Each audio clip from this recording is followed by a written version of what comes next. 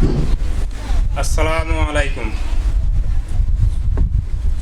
আউযু বিল্লাহি মিনাশ শাইতানির রাজিম। বিসমিল্লাহির রহমানির রহিম। আল্লাহর অশেষ রহমত যে আমরা এখানে উপস্থিত হতে পেরেছি, সবাই বলি আলহামদুলিল্লাহ। আসলে সভাপতি সাহেব কিছু বলার পর আর কিছু বলার থাকে না, উনি সব কিছুই টেনে নিয়ে এসছেন।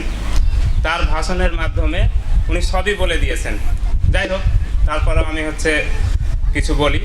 আসলে আমাকে অনেকে চেনেন, আবার অনেকে চেনেন না। আমার নাম মোহাম্মদ বাকিবিল্লাহ। 3 মাস হলো দারুস সুন্নাহ সালাফিয়া মাদ্রাসায় ভারপ্রাপ্ত প্রধান শিক্ষক হিসাবে আমি নিয়োগ পেয়েছি। আমি প্রথমেই দারুস সুন্নাহ সালাফিয়া মাদ্রাসার ফলাফল সম্পর্কে কিছু বলতে চাই।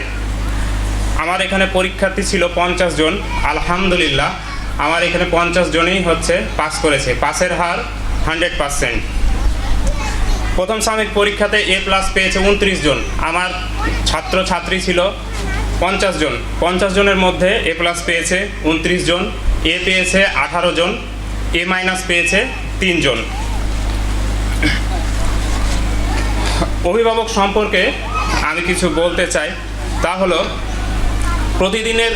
প্রতিদিনের আপনারা একটা রুটিন বানাবেন। আমার ছাত্রটা সকালে কি করবে, তারপরে কিভাবে আসবে, পড়ালেখা কিভাবে করবে, তার একটা রুটিন বানাবেন। প্রতিদিনের পড়া প্রতিদিন করিয়ে নেবেন। আমরা অনেক সময় দেখি অভিভাবকরা হোমওয়ার্ক কী আছে এটা লক্ষ্য করেন না, আবার দেখা যায় ডায়েরিও ফলো করেন না।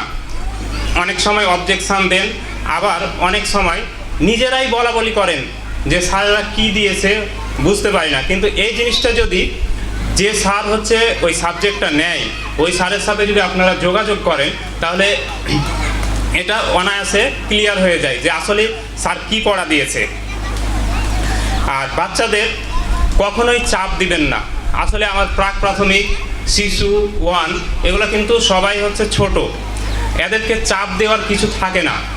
আপনারা পড়াবেন, উৎসাহ দেবেন এবং তাদেরকে পর্যাপ্ত পরিমাণে খেলতে দিবেন।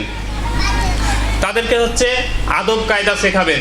এখন দেখা গেল মাদ্রাসাতে আসছে, সে দোয়া শিখছে, নামাজ কিভাবে পড়তে হয় শিখছে, তারপরে আপনার সালাম কিভাবে দিতে হয় শিখছে, কিন্তু বাসায় গিয়ে সালাম দিচ্ছে না, রাস্তাতে বড়দের সম্মান করছে না।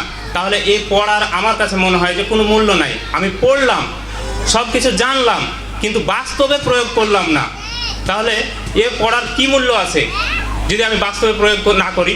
আর এটা কিন্তু দেখার দায়িত্ব অভিভাবকের। কারণ আমাদের এখানে থাকে হয় 2 ঘন্টা, না হলে 2.5 ঘন্টা, এই সময়টুকু থাকে।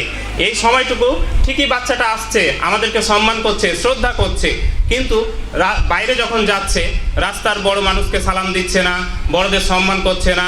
এমনও দেখা যায় যে অনেক সময় দেখি বাইরে বের হওয়ার পরেই ঝগড়া করছে বা কেউ কাউকে গালি দিচ্ছে। এটা অভিভাবককে অবশ্যই লক্ষ্য রাখতে হবে তারা কার সাথে মিশছে। যদিও এই কথাগুলো আগেই চলে এসছে, তারপরও আমি একটু হাইলাইট করছি যে আপনার বাচ্চা কার সাথে মিশছে, সে নামাজ পড়ছে কিনা, সে সালাম দিচ্ছে কিনা, অবশ্যই এগুলো লক্ষ্য রাখবেন। আপনারা অনেক সময় আমাদেরকে অনেক পরামর্শ দেন, আবার অনেক সময় নিজেরাই বলাবলি করেন। আমার কাছে মনে হয় যদি আপনাদের কোনো অবজেকশান থাকে অবশ্যই আমরাকে বলবেন, স্যারেরাকে বলবেন। স্যারেরাকে না বললে বা গুরুত্ব না দিলে আমাকে নিজে থেকেই বলবেন। হ্যাঁ, দেখা গেল একটা জিনিস আপনারা বললেন, অনেক সময় সেটা বাস্তবায়ন করতে একটু সময় লাগে। এটা আপনাদেরকে একটু মাথায় রাখতে হবে, কারণ এটা আমাদের নতুন প্রতিষ্ঠান। নতুন প্রতিষ্ঠানে যে কোনো ডিসিশন নিতে আমাদের পরামর্শ করে নিতে হয়। আর আমরা যে আগে থেকে দক্ষতা অর্জন করে এসেছি এমন না। আপনারা অবশ্যই পরামর্শ দিবেন। কোনো অভিযোগ থাকলে অভিযোগ বক্স আছে, অভিযোগ বক্সে আপনারা জানাবেন।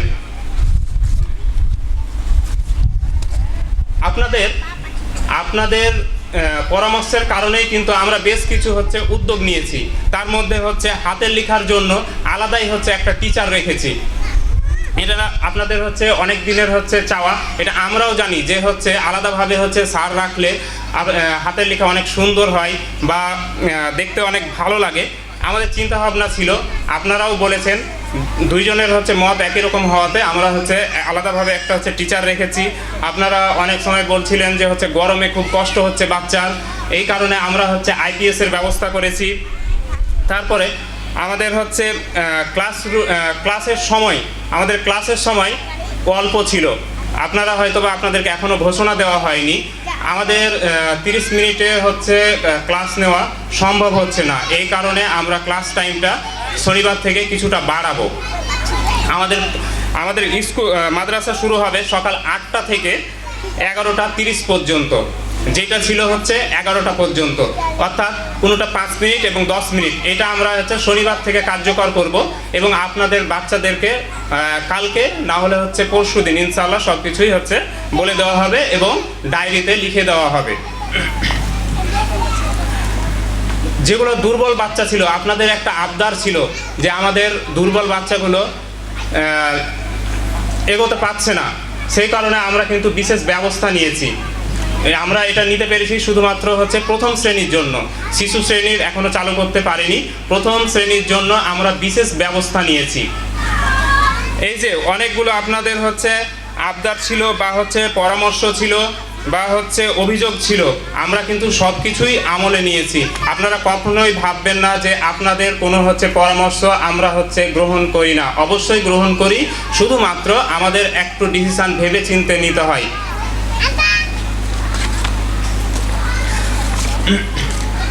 আমাদের ছাত্রছাত্রীদেরকে অনেক সময় দেখা যায় যে তারা হচ্ছে আনড্রেসে আছে, অবশ্যই তাদেরকে হচ্ছে ড্রেস পরে পাঠাবেন। তাদের একটা নির্ধারিত ড্রেস আছে, যাদের সম্ভব হবে তারা 2টা করে ড্রেস বানাবেন। হ্যাঁ, একটা ময়লা হলে একটা পরিষ্কার করবেন আর একটা পরে পাঠাবেন। ক্লাস চলাকালীন সময় অনেক সময় অভিভাবককে দেখা যায় যে ক্লাস চলছে তখনই গিয়ে হচ্ছে পরামর্শ দেন, এটা হচ্ছে একটু মনে হয় যে দৃষ্টিকটু।